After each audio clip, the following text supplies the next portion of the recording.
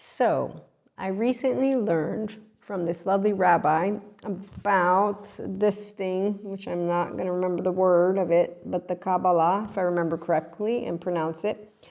So, I'm a 5D mystic in the Enlightenment Soul Age Group, functional adult, woo-woo, pseudoscience lady, podcast host, and I don't use words the same way of dictionaries or whatnot. So, listen to all of it if you want, and then you'll figure out what I'm trying to say.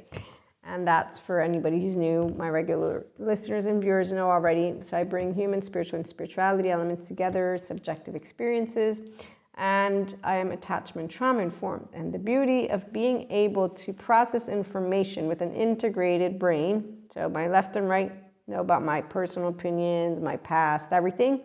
Get to put it all to the side and try my best, which I'm pretty successful at doing. And when people point out to me some things, I'm pretty good at hearing. So here's why healthy self-worth people know how to say no. We have no shame and no guilt, none. My 0-1-year-old's right here. I got taught healthy self-worth, thank you mother, because it's a secure attachment that I have. It's called differentiated self, and I don't owe anyone anything.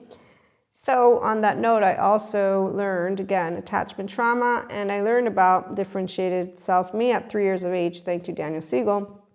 And a lot more about trauma memory and trauma charges. I've done demos with different courses, and one, my Awakened Embodied certificate course, for example. So know how to understand what's going on with my nervous system, which is why we're going to be talking about human stuff. I bring the human stuff, translating Enlightenment Soul Age. It's very easy to get here. It's called Healthy Self-Worth. Pretty straightforward. You stay open-hearted. Jesus, God. I can't use that word always because we know 3D, 4D plane, and those would be all the people on else's journey. They don't have their inner child in the forefront, and we're going to leave that to the side. It's called low self-esteem. Indirect communicators, they have maladaptive child behavior. Even if they're 7 to 14 charming, I'm going to notice they don't pull the wool over the eyes of a healthy self-worth person. Very straightforward as it gets, because this is our topic. Late show, IHP, late show with your lovely 5D mystic here. Okay, so I'm trying to wrap intros and whatever up so that we can continue as I have all organized for today and for tonight.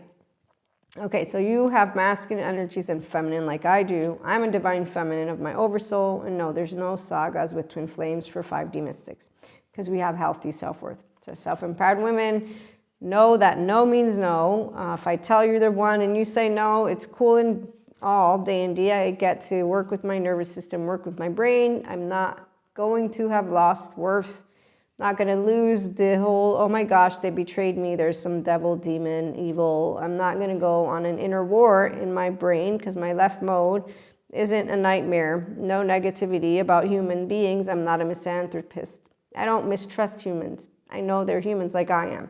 Staying grounded in healthy self-worth, okay? But 5D mystic here. And that's why I'm trying to support the mystics to come on over here, get out of, I'm sure there's plenty of them that are like, okay, 4D, you're not making any sense. Don't talk about my twin flame or flames or soulmates as energy vampires, dark auras, all that stuff. Okay, so what I got to learn about this, which was very fascinating, was how the feminine, if I'm not mistaken, is all the way down here. So the feminine is what creates, according to this rabbi, as he was explaining in his class, about the feminine energy limits and constricts, but not in a way of limiting and constricting. It's that the masculine energies, it expresses in like 36 different ways.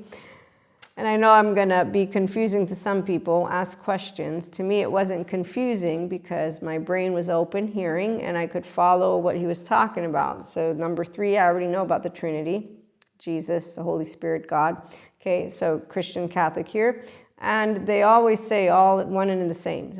A right brain mode person with a left mode, with a divine feminine, divine masculine. I got my own relationship with Akash. Yes, everyone is always saying the same thing, fractals. It feels almost daunting at times to my brain personally. So I'm here to translate the human stuff. And that's my contribution and piece of consciousness. So when we say no, a healthy self-worth person, I'm 44. I have learned how to say no the same way I have said no when I was growing up. But my mother and my family, my twin, my younger sister, they try to make sure that I know to be polite. And I will always be polite. But if I don't like you, I don't like you. I'm not going to pretend that I like you. And if I don't like a person, usually it's because they're invading my energetic space in a way that I don't appreciate. And here's healthy self-worth women chit-chatting. Though they don't need to have any kind of interaction with me. I will know from a vibe. I won't be judging you. I won't be doing any of it. I'll just know that you're a low self-esteem human being, because when let me see, the relationship grid of Terrio, manipulative, desperate people who are in a shame cycle, yes, they come across as exactly that. Men, women, days, it doesn't matter. Women, usually it's going to be in a very different way, because obviously as a woman who is interested in men, and men typically that I've met have been interested in women. So long story short though, I'm going to share these lovely personalities that I got to learn from the rabbi as well. So we got Abraham, other-oriented, and that would be when you are, for example, I think of the ambivalent attachment category, because they completely are no longer existing their self in order to share with you whatever it is you emotionally need, but they also get all revved up in the emotional stuff. So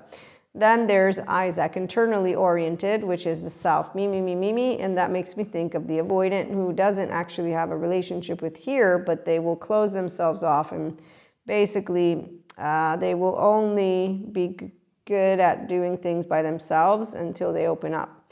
Okay, so usually avoidant and ambivalent, I'm going to say they can match up because they'll pick up on each other's needs, and if they're open to each other, they're going to support each other.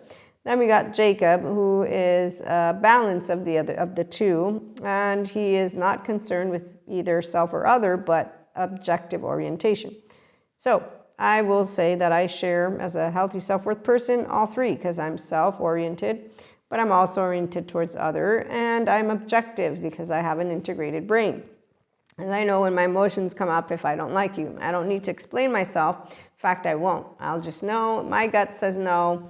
I don't need to be in a relationship with every person on the face of this planet, and that's why my friends, when I say don't judge people, they say, yes, but you are selective. And I say, well, picky, okay, you know what, yeah, but it's not because I'm judging. I just don't have a good vibe. Don't you hang out with people that you like? I mean, is this where relationships, which are social time, are supposed to be uncomfortably awful and awkward? I don't understand. Don't you make friends the ones you want? So see, when people bring to me these equations that I'm picky, I'm thinking, no, I'm just choosing how to use 24 hours in a day. I didn't understand this as I got older, except for people want you to be polite. And I know how to be polite, but I also don't like to be a liar. Because see, a whole inner child, which is what I am not going to pretend to like you if I don't. And I'm not going to feel shame or guilt, because again, I'm a whole 3-year-old heart who wasn't scared to shits at home. And I have a twin who I always got to get engaging in fights with. So I'm going to tell you how I think. So I learned how to grow up, and my family and friends, when they're around me, they know exactly if they want to tell me something, how to tell me. And if I want to listen, I will. And if I don't, because I'm not appreciating the people who are in my space energetically, it's not because they're an energy vampire or any dark aura or any of that. No, it's because they will have low self-esteem, indirect communication, and they will think they're being humorous, especially the men, and they won't be. So to make a long story short, when you have the capability to process information, so you abstract, yes, hear it, sure, wisdom. I learned a lot about attachment trauma. Analyze it, process it, understand it. Yep, understood it because I can apply it to my brain. Internalize it, make it yours. Experience, integrated knowledge. Yes, I know healthy self-worth. So in my ventral vagal state, I'm going to say, no, I'm not your friend. And when you present to me, so you don't say hi to me, it's like I don't even exist. Is this about, what was it, dignity? Something about I'm not dignified? No, it's not that you're not dignified, is that I'm not, matching with you. So when presented with people who want to impose their presence, when you don't want them, a person that has healthy self-worth will learn and know how to say, no, we're not friends, we're acquaintances, and maybe we'll see each other, maybe we won't. And no, it's not because you're a direct communicator. You didn't offend me by presenting to me that I didn't say hello because I didn't want to say hello. You just presented to me an equation to tell you the same thing that I'm telling you now. No, you're not my friend. I don't know you. I'm not interested in getting to know you, but thank you for being a direct communicator. It's really nice, isn't it? So here's where we can always be loving, kind, and direct. Tune in for more.